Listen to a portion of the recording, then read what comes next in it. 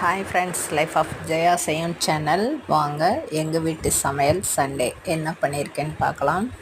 இது முள் மீன் சொன்னாங்க, வாங்கிட்டு வந்திருக்காங்க. ஃபுல்லாக முள் தான் இருக்கும் அதிகமானாங்க. சரி குழம்புக்கு டேஸ்ட் இருக்கும்னாங்க, அதனால சரி வாங்கிட்டு வந்தாச்சு. இறா வாங்கியிருக்கோம். இறா வந்து வெங்காயம் தக்காளி வதக்கி வைக்கிறத விட வெங்காயம் தக்காளியை நல்லா பேஸ்ட் பண்ணிவிட்டு நீங்கள் இறா கிரேவி பண்ணுங்கள், இன்னும் கூடுதலாக டேஸ்ட் இருக்கும். இந்த டிப்ஸ் வந்து எங்கள் சித்தி விஜயா சித்தி சொல்லி கொடுத்தது.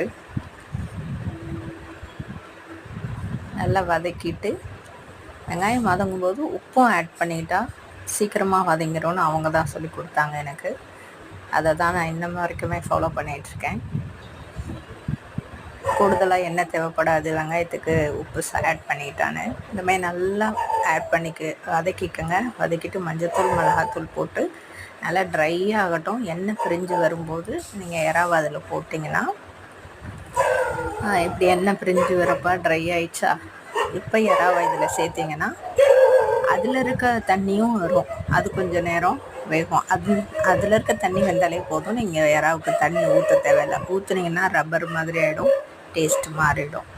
இந்த பக்குவத்தில் நீங்கள் போட்டு இதை அப்படியே பரட்டிட்டு நல்லா ப்ரௌன் கலராக வரும்போது நல்லா பரட்டி லாஸ்ட்டாக கரம் மசாலாவும் மிளகுத்தூளும் ஆட் பண்ணிக்கோங்க. சூப்பரான இறா கிரேவி ரெடி. நல்லா பரட்டி விட்டு மூடி வைங்க. ஸ்லோ ஃப்ளேமில் வச்சு வைங்க எந்த பொருளும், அப்போ தான் நல்லாயிருக்கும் சமையல். வேகமாக ஃபாஸ்ட்டாக எப்போயுமே அடுப்பு வைக்காதீங்க, எந்த பொருளும் அந்த அளவுக்கு டேஸ்ட்டு கொடுக்காது. ஸ்லோவில் வச்சு சமைச்சு பாருங்கள், எல்லா சமையலுமே நல்லாயிருக்கும். குழம்பு ரெடி, மீன் குழம்பு. அந்த முள் மீன் போட்டு தான் குழம்பு. நேம் தெரிஞ்சால் சொல்லுங்கள் கமெண்ட்டில், எனக்கு நேம் தெரியல. வாங்கிட்டு வந்துட்டாங்க அவங்க, பேர் தெரிலனார் அவரும். மீன் குழம்பும் ரெடி. இந்த மீன்லேயே ஒரு 3 மீனை சும்மா ஃப்ரை பண்ணி பார்ப்போம் சாப்பிட்றதுக்குன்னு ஃப்ரை பண்ணியிருக்கேன். ஆனால் எடுக்கும்போது கொத்து கொத்தாக தாங்க முள் இருக்குது இதுக்குள்ளேருந்து.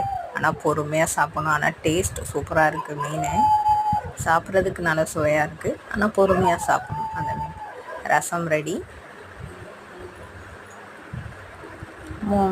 அந்த மீனை 3ஐயும் வறுத்து ஃப்ரை பண்ணியிருக்கேன். தவா ஃப்ரை. சூப்பரான இன்றைக்கி மீன் குழம்பு, இறா கிரேவி. உங்கள் வீட்டில் என்ன சமையல்னு சொல்லி கமெண்ட்டாக சொல்லுங்கள். Thank you friends.